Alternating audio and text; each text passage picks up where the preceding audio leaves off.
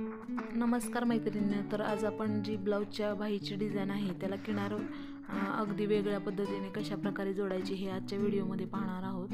तर बाहीला ज्याप्रमाणे आपण अस्तर मांडून टिप मारून घ्यायची आहे आणि पलटी मारून घ्यायचं आहे। संपूर्ण बाहीचे अस्तर मांडून झाल्यावर दाबटीप टाकून कडेने ही टिपा मारून घ्यायची आहे।